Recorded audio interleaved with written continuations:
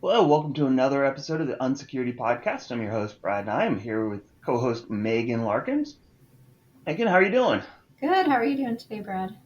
Doing well. Today we've got what I don't know what your title is. IR manager? Manager, Okay, yeah. IR manager Pinky, which as you can tell, we're very formal here. Yeah. So welcome, Pinky. How you doing? Thanks. Hey, glad to be here. I'm doing good. Doing good. Good. Happy January. Yeah. Yeah. So we will be talking breach giving and breachmas with Pinky, but we want to talk and start off with kind of a just a little get to know you and what you're working on outside of work and kind of hobbies. So Megan, let you go first. What you got going on? Okay. Yeah, I kind of had a surprise hobby over the holiday. What's the word? Naively went into buying a model train for my son, thinking that he would just figure this out with whatever materials he was provided.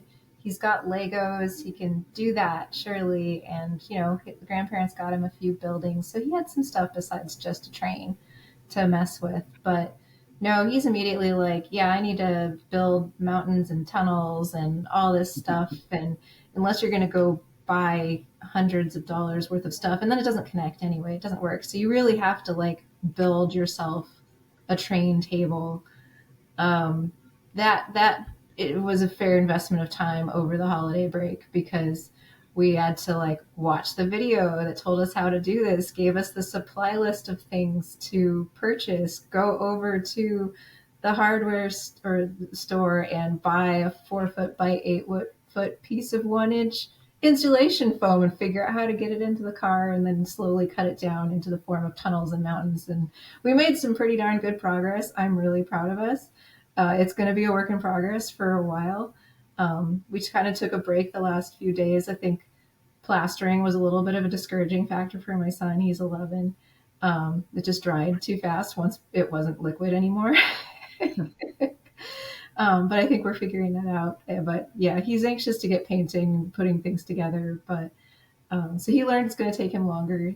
And I learned that I can have fun even though it is a crap ton of work. That's the fun. Yeah. So it'll be great, and it'll be great to see uh, him build it up. And I'm kind of interested to see, like, is there ever a point where he just fiddles with it on his own, or is it always like with somebody else? Because he kind of needs my. He could do some stuff, but he's a very communal crafter. He likes to do things with other people. So I can relate. I did model trains. Shocking, I'm a nerd with modeling.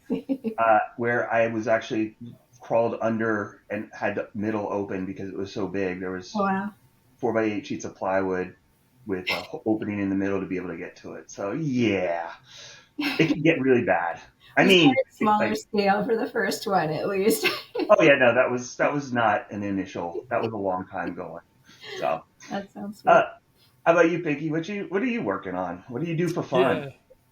Yeah, well, I mean, not trains, though I have been tempted so many times because it is one of those things that just appeals to the nerd, I think, is what happens. Yeah. And a few years ago, we were buying just one of the little plastic ones to go around the Christmas tree, right? Uh-huh. And I was like, I could just get a really nice one, and then after Christmas, we could just keep going with it. And I was like, no, stop. I had to stop myself there. So yeah, I get it. I get it. But I mean, not so much. I mean, I guess it's kind of fun, but I think I've probably mentioned it on here before. But we're building a house, so that's a lot of my free time and learning how to carpenter, and not something that comes overly natural to me. But just a whole different brain space, and that's always good to kind of do something that's not on a screen and turn that part of my brain off for a little bit. Mhm. But obviously its own challenges, and then weather, and because it's been we've been getting your all's weather here the last week or Yeah. so that's not fun for me. There's a reason I live where I live, so a little bit of pause in the house building right now, but still breaking out SketchUp and designing things and figuring out where windows need to go and things like that. So yeah, so it's fun in its own way. It'll be fun when it's done, I'll say that. It's fun and really hard work. And Yeah, exactly. I was gonna say when Pinky goes missing after he finishes and moves in, we know he measured wrong and something bad happened. Yeah, I know. Oh Yeah, no. no, that's constantly in my brain. I'm like, did I do that right? Is that gonna am I gonna just collapse the entire house with one nail in the wrong spot kind of thing? Yeah. Nothing like So, executing a hobby where your life could be at stake. yeah, I know, right? Yeah, exactly. Hopefully, Oh you're man. calling a professional electrician. I think that'd be the thing I worry Yeah, about. that is part of the plan. So yeah, that is part of the plan. Running the wiring isn't too bad. I mean, that's no different than cabling, but hooking it all up, Yeah, I hands mean, off. theoretically, in theory, I can do it, right? And I actually have over here on the shelf next to me the National Electric Code Book. Like, I have all the tools technically, Yeah. but at the same time, it's electricity, and I don't want to die. So, Yeah, Yeah. yeah. I ran the cable or the conduit, for my level 2 charger, mhm. and you can wire that. It's no different than wiring a light switch, really, right? Mhm. But putting in the new breaker and then adding that to the new, Yeah, yeah, that's the that's part where where it I gets draw the dangerous. line. Yeah. Yeah. So, and so myself, I'm still working on the Millennium Falcon kit that I got. It showed you two. It's getting quite large to the point where it is now taking over the main table, dining room table. So we're eating at the island at the bar or in the living room.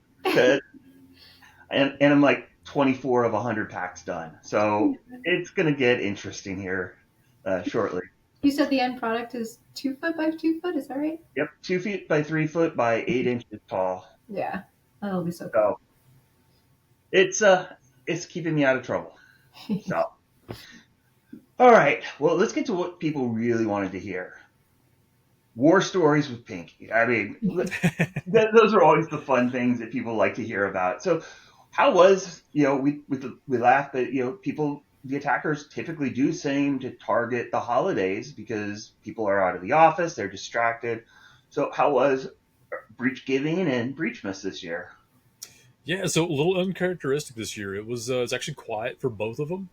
So that's new. And to be honest with you, I'm not sure how I feel about that. Not that my team didn't need a break; they obviously needed a break. But now I'm worried about what's like uh, breach Easter. I don't know. I don't know where we're gonna. Yeah, Yeah, yeah. something minor. What kind of yeah what's coming now? And so, but we were talking about it a little bit before the show here, but to be fair, Breach Giving 2023 didn't stop until about Thanksgiving this year. So Mhm. it's been really, really intense. A lot going on. And, there are obviously some big attacks happening out in the world, just kind of not in our kind of part of the world. So I don't know if maybe it's the attackers are extra distracted doing bigger things right now than what we're seeing. But yeah, it was actually kind of quiet. My team got to catch up a little bit, and that was good. But still always a worry about what's lingering. Well, it's just now LDAP Nightmare and the proof of concept that got released. So buckle up for that. Yeah, exactly. Well, and we know how command and control and attackers work. Sometimes, maybe they got in during the last month and a half or so, and we just haven't seen the effects of that yet. So Fair enough. we'll know how quiet it actually was probably in a couple months here. So. Yeah, good point. Yeah, what's the average dwell time? Like, Well, it used to be 6 months, or like that was sort of the long period, but we always laughed about that because it was just that people didn't keep logs longer than 6 months. So it was just like, yep, they've been there for 6 months because we at can see in least the logs. So, Yeah. but that has shortened significantly. I mean, we've seen just a few months ago we had a ransomware attack that was same day. So Mhm. they had initial access earlier in the day and kicked off encryption that night. And so that's the fastest I've seen, but we've certainly been seeing that shrink over the last year and a half, something like that. So, interesting. So what are the? I mean, I know Oscar's working on some reports, but anecdotally, like, are you seeing more ransom attacks? Is it email compromise, extortion? Has the attack like approach changed? I know at least for us, right? And I mean, we worked 86 or 87 cases last year, I think, Mhm. which was about double what we did the year before. So, pretty big year. Um, but it's stayed relatively the same. I would say there's maybe a slight decrease in ransomware attacks. Um, we are seeing more of the pure extortion, or at least the threat of pure extortion, we'll say, as opposed to the encryption events that we used to see all the time. Mm-hmm. But even still, the email compromises are still king. I mean, they are the mass majority of what we work.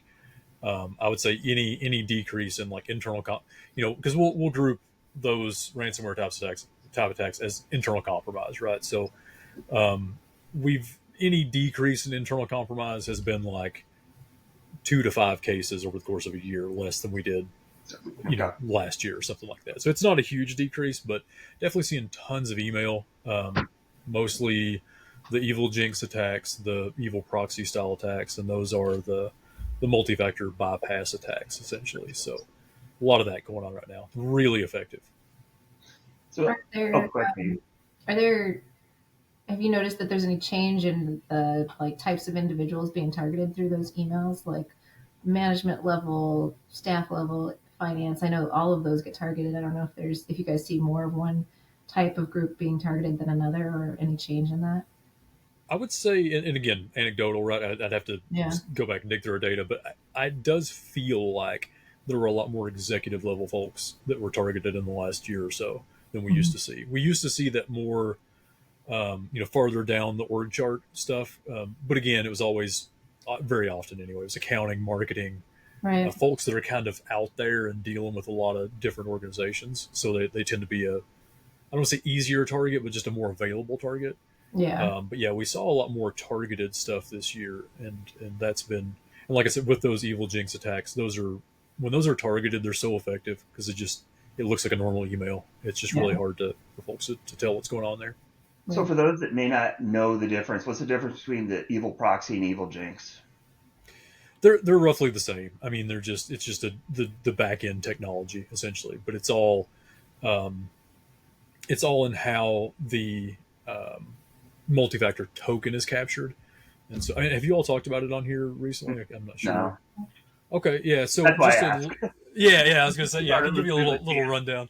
Yeah, yeah. So the way those attacks work, and I'll focus on the evil Jinx one because I don't know that we've seen evil proxy in a while. Evil proxy was, for a while, it was kind of the Kleenex, right? Instead of the tissue, it was just that was sort of the brand name for a bit. Um, but the evil Jinx ones, it's essentially a kind of like a man in the middle attack. There's a login portal which looks legitimate and will often just pass you straight on into your Microsoft email. And I'm using Microsoft here because they're mostly Microsoft. It can target. Actually, I was just looking at this earlier today. You can get Gmail, even like Coinbase accounts for crypto and things like that. It's all part of that package. But it looks like a legitimate login. So you log in, you put your username, your password in. It of course captures that. But then the really tricky thing is it then prompts you for multi-factor. And so you put in your multi-factor code, it kind of sends that on over to Microsoft or whoever. And so Microsoft then will generate that fully formed authentication token. And that token, when it's going to be sent back to you so that you don't have to log in for every email you click or whatever the case may be, the attackers actually capture that token and then they use that to log in. So they get it past the stage of multi-factor so that it gets around that. And they're tough to detect for a user. But we've built pretty good patterns on how to detect it once it happens. Like when we're looking through log files, we can kind of point to it and go, yeah, this is an evil Jinx pattern. We know what's going on there.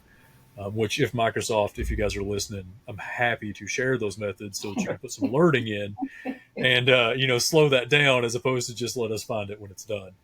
But, Use that AI and machine learning and next gen stuff they've got. Yeah.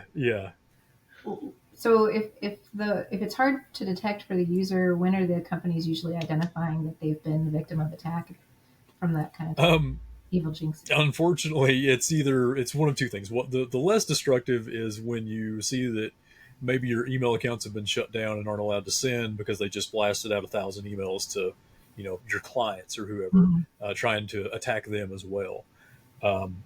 The more destructive one is when you find out that $500,000 payment you were making to your vendor didn't actually make it to your vendor. Yeah. And so, because they get in there like with any other attack, try to get in the middle of a payment, change some ACH information, and get a payment sent somewhere else.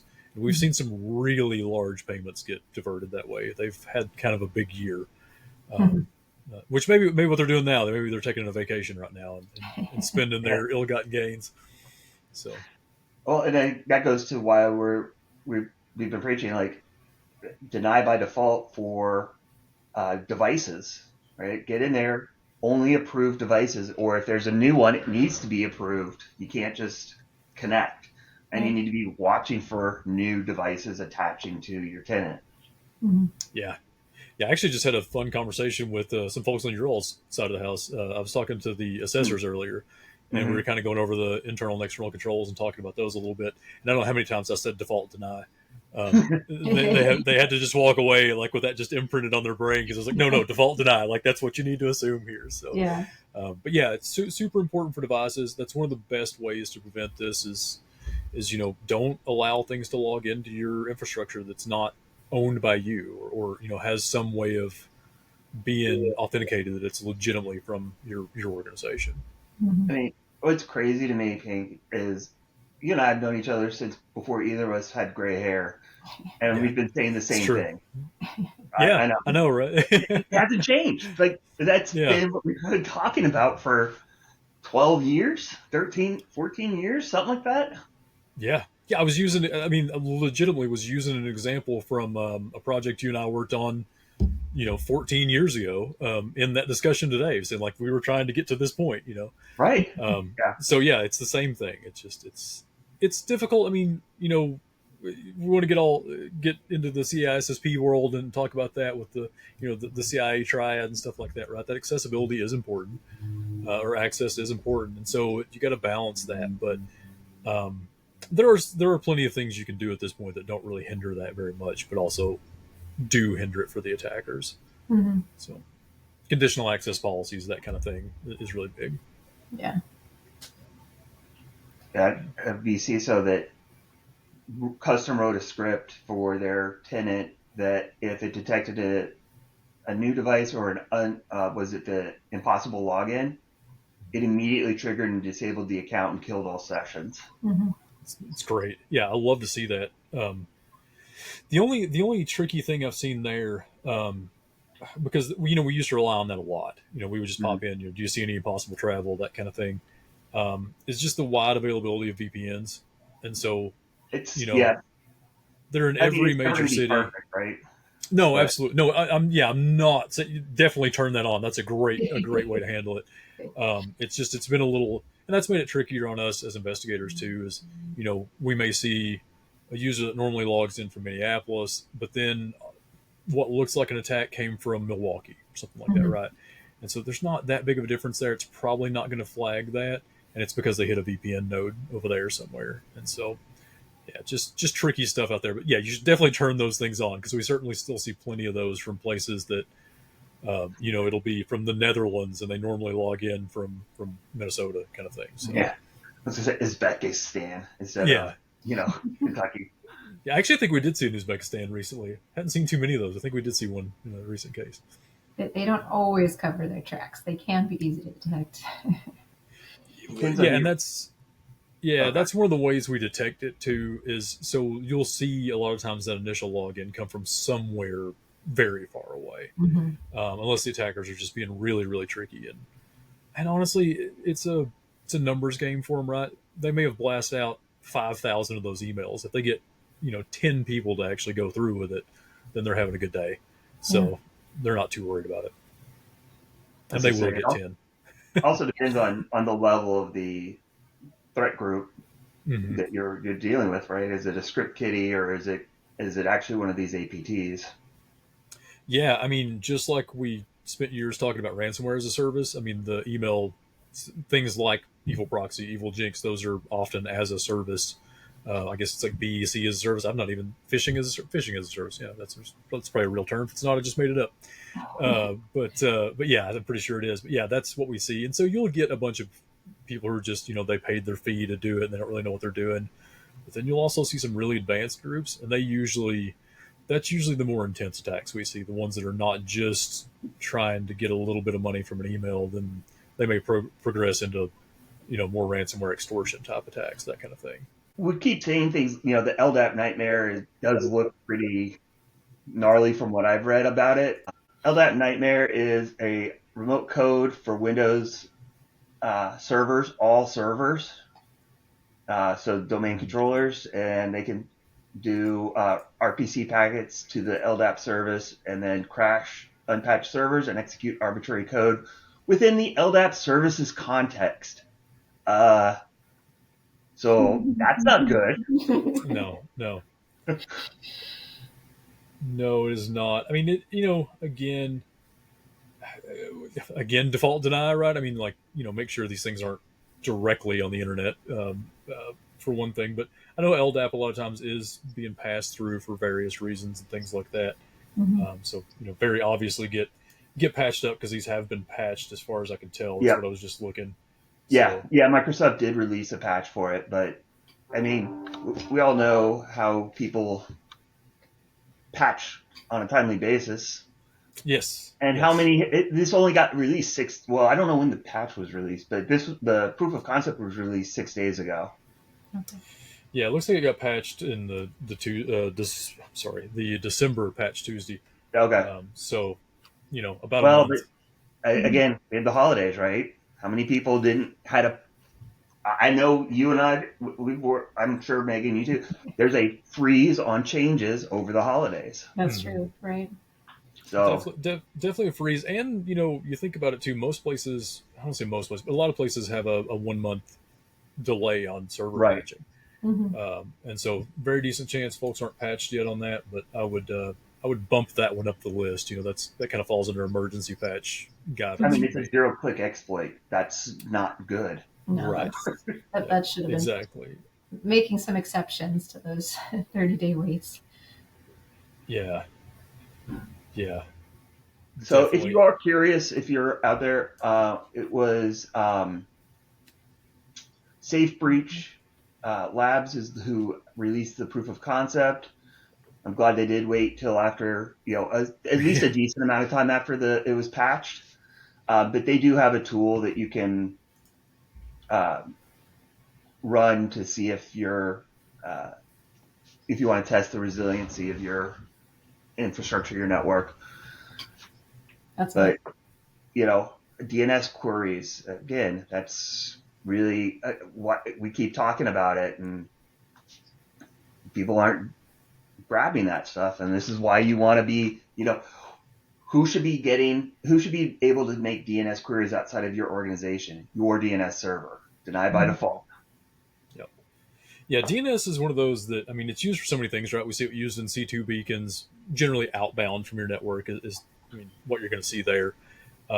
And because it always gets through, right? I mean, people aren't blocking DNS outbound generally. There are certainly things you can do there, but everybody's afraid to touch DNS, and with a good reason. I understand why, right? I mean, I understand why people don't want to just, let me go turn this thing off if you're not real sure about it, which is how a lot of these things happen, right? It's you don't have a good handle on what you can turn off, what you can't turn off, that kind of thing. And so I can certainly see people having some apprehension there. But I get it, but I'd argue if you're in an Active Directory domain, your DNS servers should already be configured to point to internal. There shouldn't be any breaking of these systems. And if they are breaking, it's because somebody's made a change that's probably unauthorized. Yeah, very likely. No, I don't. Yeah, I don't disagree with that in the slightest. It's just I was thinking back to we always bring up like Cisco patching. Patching edge devices, Cisco equipment is always a scary proposition because you just never know what it's going to break. And sometimes you don't even know how it was configured to begin with, which is not good. You should know that. Right. But it tends to happen. But yeah, I definitely agree with that. Yeah. Oh, yeah. So what do you think's coming? Well, go ahead. Oh, no, I was just going to say, I was noticing that most of the talk around this is around denial of service. That may be, I mean, I've not dug into it enough, but I'm always a little hesitant to just say it's only denial of service when you have things like this going on. I mean, when it's a 0-click remote code execution, it may be right now. Yeah, exactly. What are they planting for later?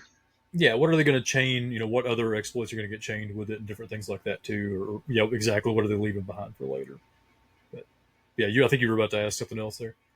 No, I was gonna say. So we talked about that a little bit, but what else do you see coming? Like based on what we did a predictions episode with Oscar and Evan. From an IR standpoint, what do you think 2025 is going to look like?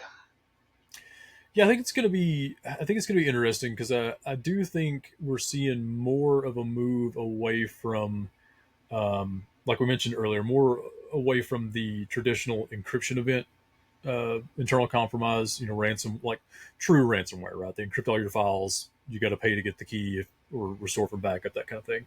We've seen a little bit of a move away from that already. So I think we're going to see more along the lines of the extortion methods, right? They get in, they steal some data, they tell you later that they have that data and say, hey, pay us this much and we'll get rid of it. Um, I think honestly in the security community, we've done a pretty good job of telling people about the dangers of encryption events. And I think a lot more people are doing offline backups. If you're not, please do right now. Pause, go handle that and come back and finish this episode kind of thing. But, those air gap backups have gotten huge. I think a lot of people have just gotten to the point, we're not going to pay to restore our data, that kind of thing. So I think we've done a really good job there, but now as always, the attackers are just going to evolve. And so when you're a company that holds a lot of sensitive information and you find out that, 5 gigs, 10 gigs, 2 terabytes of your data has been stolen, and they're just going to release it, then you've got to make some business decisions there. And what do you do?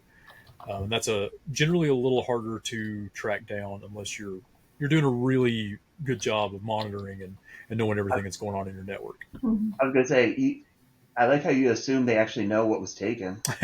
Yeah, well, that is the trouble. Is usually a lot of times when we see this, it's the attackers saying, "Hey, we took this data," and giving Right. a directory listing, and then you got to go confirm that kind of thing. But yeah, it's encryption events they're big, they're loud. I always kind of refer to them as they're kind of the hurricane.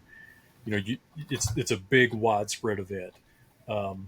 Business email compromise, other things like that tend to be more a little more tornadoes, right? They're small but very destructive. Can be.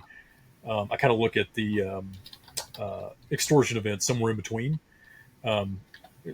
Maybe more of a stealth hurricane, which doesn't really happen a whole lot, but it's kind of that situation. It can be really bad, but you're not as likely to see that one coming as much. So Could be like like a severe thunderstorm.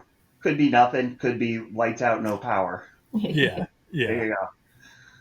yeah. I threw that in there for Brad as a fellow weather We gotta nerd get there. our weather nerds Yeah. on.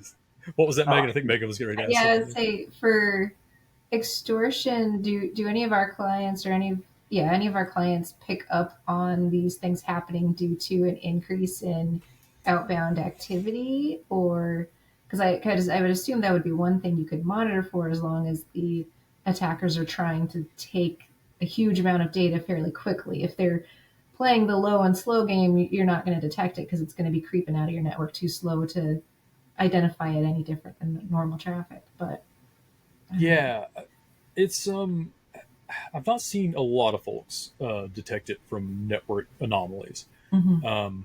Now I don't know if that's because they're taking the low and slow approach. Yeah.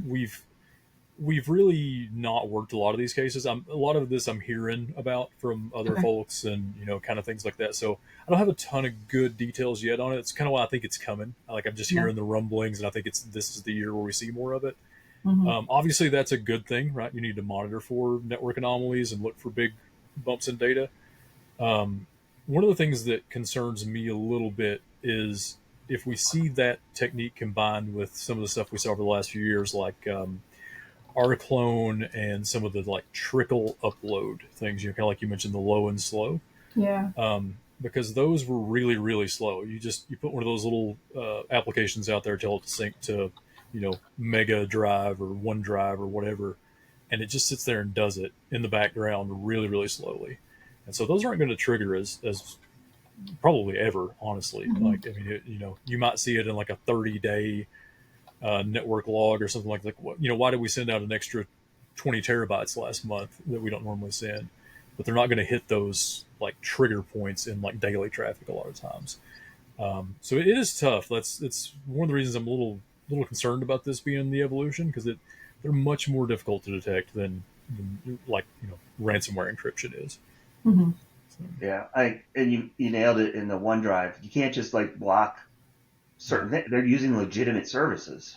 Right. yeah, yeah. Go ahead and block Mega Drive, because I'm sure you're not using that. If you are, I mean, leave it open. But most folks aren't. We haven't seen that one as much lately. But there are a bunch of those services out there. We worked one a while back. It was just some. It was some service hosted in Japan that I had never heard of, and had a terrible little website that you look at it like, oh yeah, bad things are going on here. But yeah, so there are a bunch of those, and they use kind of whatever. But again, yeah, it's kind of, if you can block some of those protocols, do it. But it's usually HTTPS and things Mm-hmm. like that. It's tough. This is going to be a tough one. I tell people, kind of along the lines of like file integrity monitoring or something like that. If you have some piece of software that can monitor access to files, at least record that.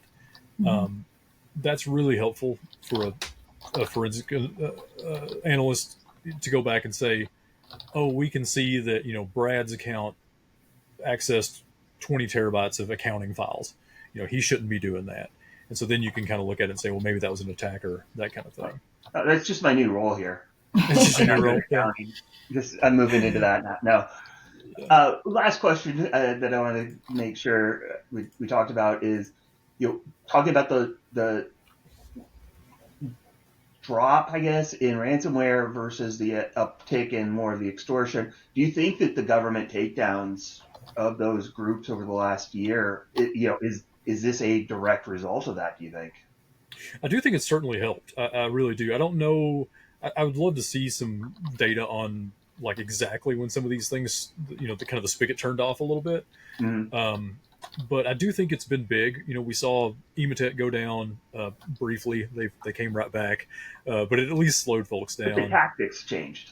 The tactics did change, yeah. And so one of the really interesting ones that I've seen, and this is super anecdotal, right? Just a couple of things I've seen, but we hadn't really seen Cobalt Strike very much in the last year and a half, maybe 2 years. And we've seen it start picking back up again. So that's kind of interesting.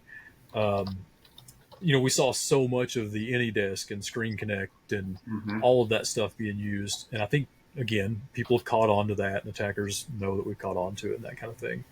But yeah, it's I would have to imagine that that's had some impact. I mean, some of those were really big networks that got taken down. Emotet being or Quackbot being the bigger one that comes to mind. Yeah, well, it's the SaaS malware as a service back end getting taken down. Well, yeah, good. Yeah, and Emotet and Quackbot were so gnarly. I mean, they were so difficult to deal with that attackers loved them, right? I mean, they were just perfect little pieces of malware to do the terrible things that they want to do. And so even a slight disruption in that's going to help a lot. So I mean, I'm pumped for them taking those down. I hope they continue that path and just keep knocking them down. Yeah. Awesome. All right. Well, with that, we're running up on our time here, so we'll finish with our shout outs. Megan, I'll let you go first. Oh boy. I think I'll just go pretty broad and thank all of our team. I mean, FRSecure in general, but our consulting team, people have been working really hard. We've had a lot of change this last year too. Been doing some of that reflecting here at the beginning of the new year. We had a lot of change to kind of the structure of our team. We've grown our team significantly, so that just naturally brings change, evolution. We're still going through it, but gratitude to everyone on our team who's working hard, committed to the mission, just making it a joy for me to continue to come to work and show up and have fun while we keep working on the stuff we do. Yes. All right. I'll give Pinky a second here to think about it. I think I'm going to give a shout out to everybody in the leadership that trusted me to kind of spearhead the assessment update. It turned out to be a lot more than I expected, but it was, I'm having a lot of fun finishing that up, and it was really a good experience, and I really appreciate the opportunity I was given for that. So thank you to everybody who had a say in approving that. I think we were glad it was you, but also Yeah. I was wondering, I was like, why is everybody so happy that it's me? And then I was like, oh my God, what have I done? To be fair, from what I've seen, you did a really good job on it. So, I got to review it, and I got to see more of it again today, and I was like, oh yeah, this was a really good one that we got to do. Yeah. So for me, I'm obviously going to shout out the IR team because it's always tough at the end of the year.